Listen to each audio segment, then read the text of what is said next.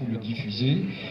Cette violence s'accompagne d'un matraquage médiatique, l'ensemble de la presse distillant jour après jour et sans la moindre critique la propagande gouvernementale sur le nombre de manifestants toujours en baisse, sur le nombre de casseurs toujours en hausse, sur la violence des casseurs, alors là, qui explose.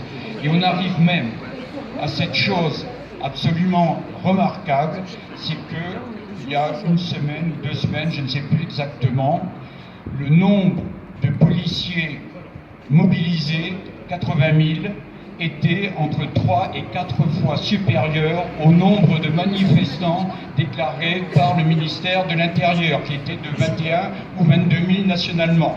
Donc 4 tuniques bleues pour un manifestant, on peut douter de la véracité des chiffres ou alors de l'efficacité de nos professionnels du maintien de l'ordre social. Heureusement, le ridicule ne tue pas, sinon... Les journalistes qui veulent faire leur métier subissent également de plein fouet les violences policières et judiciaires. Alors qu'ici à Toulouse, chaque samedi, nous vivons pendant à peu près 2 heures une manifestation qui est nombreuse, qui est sympa, qui est débonnaire, qui est dans la bonne humeur. Là, la situation se dégrade vers 16h, 16h30, lorsque monsieur le préfet décide que c'est l'heure de la dissolution, et à partir de là, effectivement, on a les incidents qui se produisent. Mais monsieur Moudinque, ne cherchez pas plus loin les casseurs. Les casseurs, ils sont en bleu tous les samedis après-midi. Ces violences policières, nous les connaissons malheureusement depuis des années et des années dans les quartiers dits populaires, comme on dit quand on parle proprement à la télé. Entre 2004 et 2014, je cite le rapport de l'ACAT, l'Association chrétienne pour l'abolition de la torture, qui dit que le flashball dans les quartiers populaires a tué une fois, grièvement blessé 39 fois, et parmi ces 39 blessés graves, 21 sont éborgnés ou aveugles.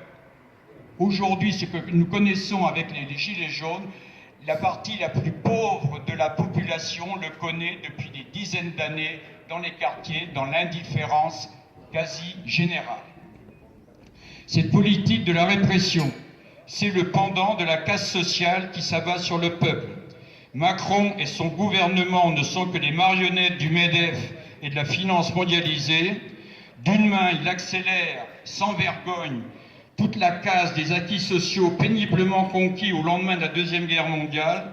De l'autre côté, il faut réprimer et il faut criminaliser. Les pauvres sont des criminels, par définition. Donc pour essayer, les pauvres, les empêcher de se révolter. Ce n'est pas un hasard si la répression a commencé dans les quartiers populaires, là où se trouvent les couches les plus défavorisées de la population. Mais monsieur Macron, on est là, on est bien là, que vous le vouliez ou pas, on est là et on est debout. On est là, on est là, même si Macron ne veut pas, nous on est là. Pour l'honneur des travailleurs et pour un monde meilleur, même si Macron ne veut pas, nous on est là. On est